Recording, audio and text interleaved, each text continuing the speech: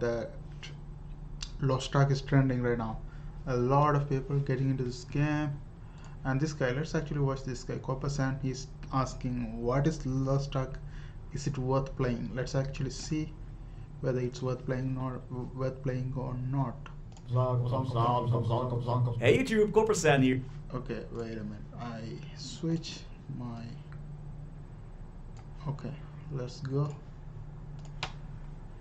Lost Ark is releasing in the West in just a few days, but what the heck is even Lost Ark, and is Indiana Jones in it? One of the possible resting places of the Lost Ark. The Lost Ark. With today's video, I want to help everyone watching figure out if this game is worth their time. Destiny has led you here.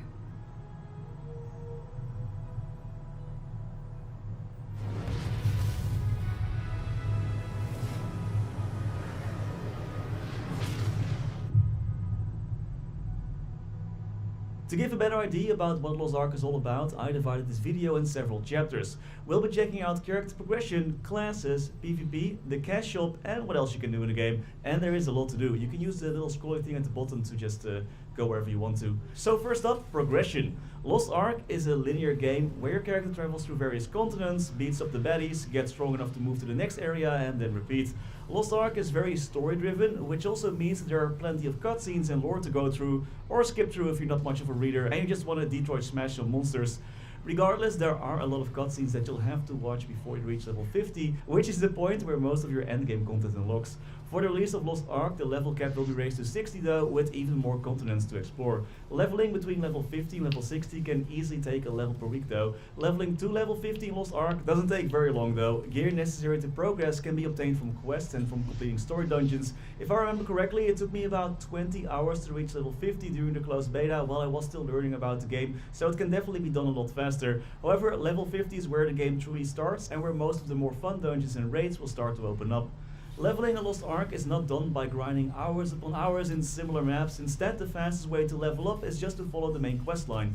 I will release another video in a few days explaining more in depth how you can reach level 50 quick and efficient, so stay tuned for that one. But because you're leveling up through a set path and a set quest line, creating multiple characters can be a bit repetitive in the long run, you know, going through the same story over and over again. Once you've reached level 50, it is pretty common to create alt characters that you can then use to start running even more raids and dungeons for even more gains. There are some mechanics in the game to get to level 50 instantly for the price of some gold, but I did not see that during the CBT, maybe I missed it, I'm not sure if it's there or not. If it will be added for release, I'll again make a separate video about that as well. So once you reach level 50, Lost Ark is all about your dailies and your weeklies. There are multiple systems that can make your character stronger and various upgrade mechanics that require materials that can only be obtained from raids and from dungeons. In the early game, where you're still working towards reaching level 50, all content can be done solo, but it does help if you have a party member running around to complete quests quicker. But later in the game, group play is a must-have, like that's the big focus of the game. Dungeons and raids also require gear score, so finding new gear and upgrading it is a big part of your progression. There are a ton of ways to upgrade, like for example enchanting. You cannot destroy your gear if you fail, but you do lose the materials needed to upgrade. And if you fail too much, at one point there's a chance to get a guaranteed upgrade, like a pity system is there as well. But because you lose your materials, it is important to have alts just to get the necessary items and gold back again. So that's it for progression. Let's check out the classes next. There are 15 classes available at launch: 3 warriors, 4 martial artists or fighters, 4 gunners, 2 mages and 2 assassins. There are no true tanks in the game, but there are some classes like the Gun Lancer who are able to tank just a bit more damage than others. All classes are basically DPS classes except for the Bard, which is part of the Mage branch, and the Paladin class, which is part of the Warrior branch. Those classes are supportive, and while they can be built for DPS, it's just not all on the same level as the other classes. These 2 supportive classes, the Bard and Paladin, are in very high demand at higher level and are basically welcome in every party. Classes in Lost Ark are gender locked, but the developer is working on releasing classes for both genders, like the Gunslinger and Deadeye, which are basically the same class with some minor differences. All classes have their own unique playstyle, which I went over in my what main to pick video that is appearing as a card at the top right about now. There are more classes which aren't available yet at launch, like the Artist class, which I will cover in a video later this week.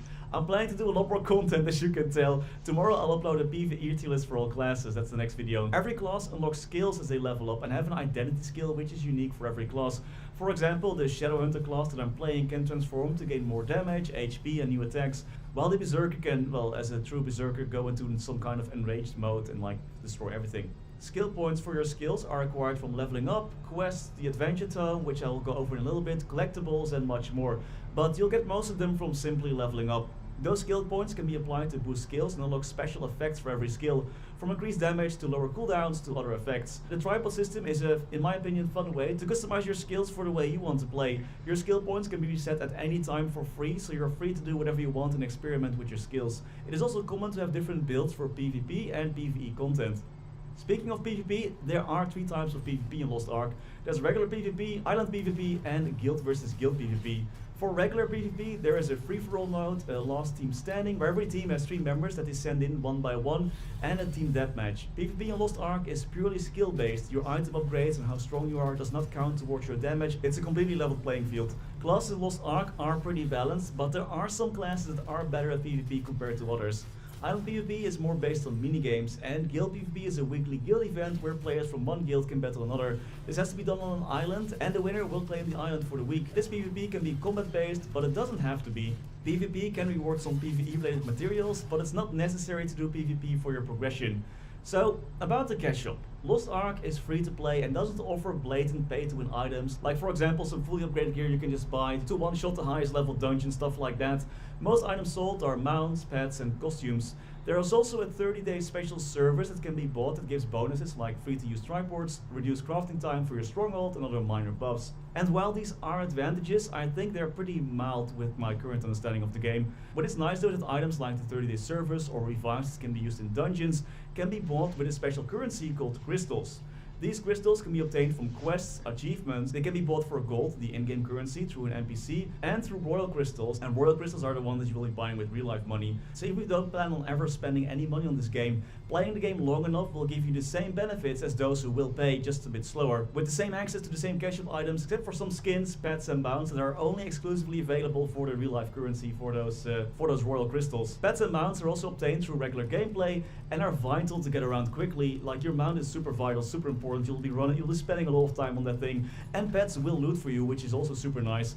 Pets can also do a lot more other things like repair items, have their own inventory, they can like help out in a ton of ways. You can get those features by paying for them with crystals, the ones you can also get through gameplay. Those effects need to be renewed every 30 days though.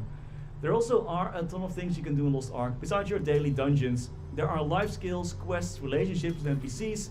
Each area has their own adventure tome that can be completed. This usually involves like defeating a field boss in the area that you're in, completing the quests in the area, and completing the dungeons, all that good stuff.